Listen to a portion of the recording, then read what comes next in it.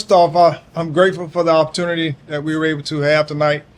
Very good crowd. I was very proud of our guys and the effort that they gave, even though, of course, the scoreboard didn't reflect it, but just the collective effort our guys gave. And I was just appreciative of the moment because this is a long time coming. But the great part about it was just the city being able to come together. FAMU, FSU, you're seeing orange and green in the stands as well as the garnet and gold.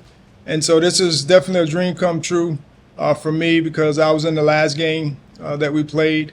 And just to be able to also have the jersey retired was another great moment. Just grateful for the opportunity to be in that moment. Any questions for Coach, please?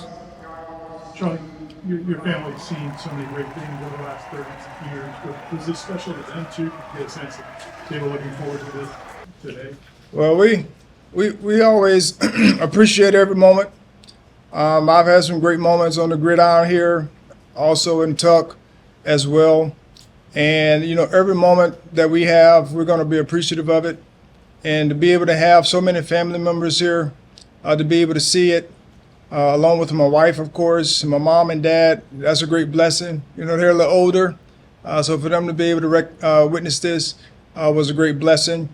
And we've had a lot of great moments together, you know, from the Heisman trips to, you know, tournaments and games and now this opportunity. So one of the things you always hear me say is I'm grateful. What was it like for you personally, standing out there and shooting sides and Alfred there? What was that moment like? Well, it was definitely a great moment. You know, I've had those type of moments before, but just to have another one, because you never know how long you're gonna live. But I'm grateful that I was able to be able to witness it. Like I said, just seeing a lot of people that I've seen over the years, and also, of course, in the community here in the same building together was just another great moment for both the universities and I think the city as well. So the team kind of got down, but in the second half, they actually made a good run. What does that tell you about the resilience of this team? Well, I mean, I tell our guys all the time, you know, regardless of what the outcome is, and I tell people all the time, we're going to show up and compete. You know, that's just our thought process. That has to be our makeup and will be our makeup. We have guys, 12 guys, 13 guys that's on the roster, and we're going to have at least 5 that's going to compete at some point in time to give us a chance. And so that's what you saw tonight. And I was just very proud of our guys because there was a chance and a time where it could have gone from 20 to 40, but we kept it from 40 to 20, which was our goal at that time. But more importantly, you know, I think people saw what we're capable of. I think our guys saw once they started looking at the stat sheet what we're capable of. There are some things we had to overcome tonight, even tonight. You know, I was trying to work the refs. I was like, come on, man. Can you not give me a tech on the night that I get my jersey retired? You know, so I'm just trying to figure that part out. Yes, I was, you know, I'm a competitor, and regardless of what it is, you know, I want our guys to do the same thing. But I was just very proud of our guys. Of course, we can do a lot of things better, but I was just proud of the collective effort. Do you ever get a technical for the basketball? I got one, so this is my one for the year, I guess. But I just appreciate just the opportunity. How much are you looking forward to maybe seeing these two schools play more?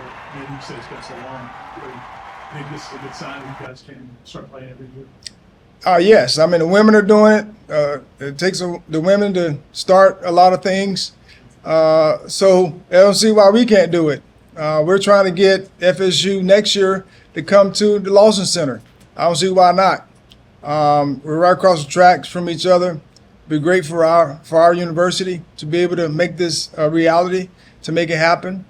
And I think hopefully we see now that we can compete and things not turn out, crazy, and like it did 34 years ago. But times have changed, people have changed, and this is just a great opportunity for us to bring the city together, but also be able to build both programs. Coach, one player that stood out from the FAMU was Shirley. Talk about it. Well, Ty's been working, and he's been waiting for this opportunity. Last year, he played like 3 games and got injured, so he wasn't available. But he's a worker. Tonight wasn't a fluke. Regardless of who we're playing, he's going to be that type of player. Next thing is we got to get somebody to join him, which, the last game we played, we had multiple guys joining it. But like I said, I was encouraged by our team tonight. Ty was a standout. He made a lot of difficult shots. But the crazy part about it, we missed a lot of open shots. And whether it was around the basket or wide open 3-point shots. And that was a big difference for us. The last game we played, we made 16 threes.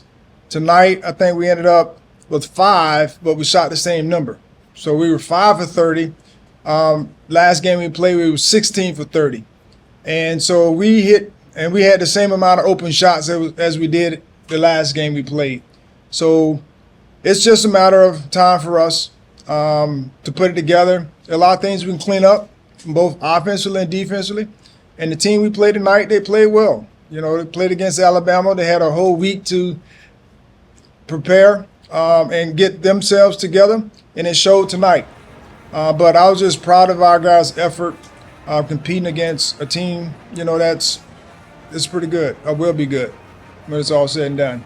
Of course, I'll be rooting for them because I'm an FSU guy, so.